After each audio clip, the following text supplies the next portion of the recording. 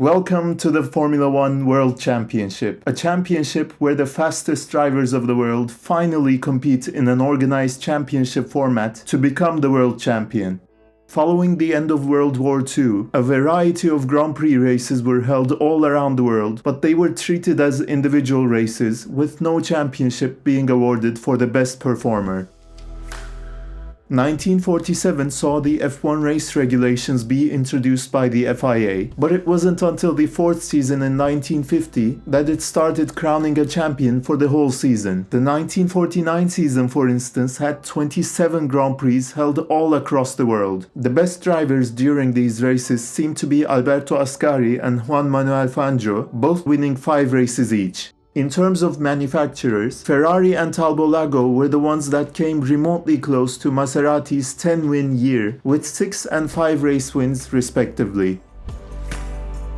5 races stood out among the Grand Prix though, as Grandes Épreuves, or Great Trials, which were seen as more prestigious. Races in Silverstone, Spa, Bremgarten in Switzerland, Ramsgau in France, and Monza. For the 1950 season, FIA took these races and added Monaco and Indianapolis 500 to establish a World Drivers' Championship.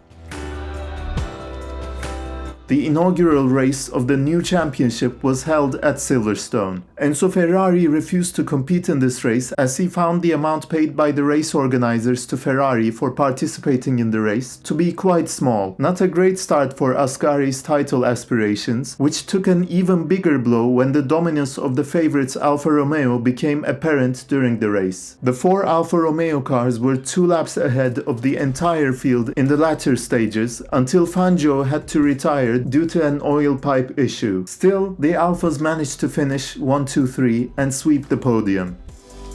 Speaking of the race result, the point system was quite different to what we have now, and not that easy to follow, to be honest, particularly towards the end of a season. The top 5 received points, with the winner receiving 8, and a point was awarded to the driver who set the fastest lap, regardless of where or if they finished.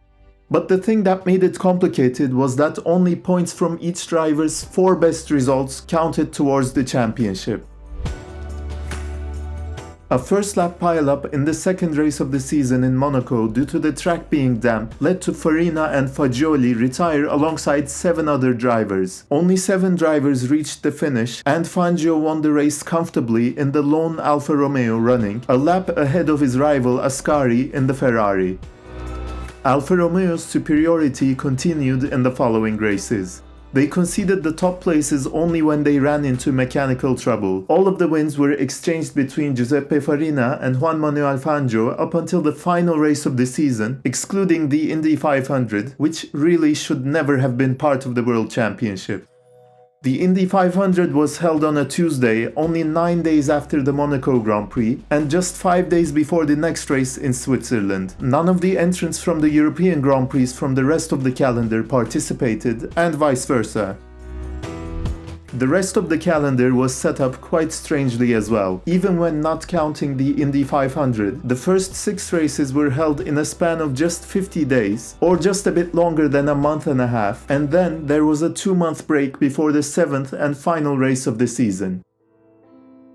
Coming into the season finale, the Italian Grand Prix, it was a 3-way battle for the title. Wait, 3-way? Yes, because even though he hadn't won a race and seemed to fail to match the pace of his 2 teammates, the 52-year-old Luigi Fagioli in the 3rd Alfa Romeo racked up 4 second places. Fangio came to Monza with a total of 26 points, followed by Fagioli with 24 and Farina with 22, with all 9 points still up for grabs for Fangio and Farina, and only 3 points up for grabs for Fagioli if he were to win the race and get the fastest lap, since he'd have to drop one of his second place finishes.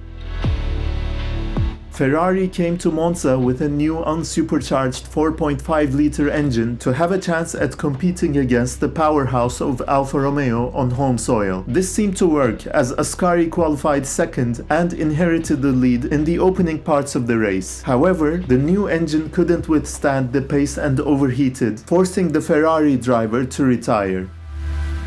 2 laps later, the pole sitter and championship leader Fangio retired due to gearbox issues. There were 2 additional Alfa Romeos participating in this race, and Fangio hopped onto one of those cars which was running in second to keep his championship hopes alive, because that was a thing back then. Nevertheless, he suffered engine problems this time and was forced to retire, this time for good. Now he would need Farina to finish 3rd or below to become the champion, but Farina was in the lead, and comfortably so.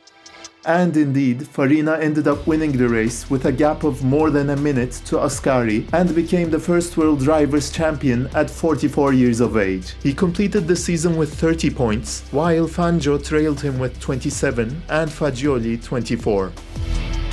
Behind the 3 full-time Alfa Romeo drivers in the standings at the end of the season was not Ascari or any other Ferrari driver. It was the Frenchman Louis Rosier driving the Talbot Lago, which seemed to be the 3rd fastest car in 1950.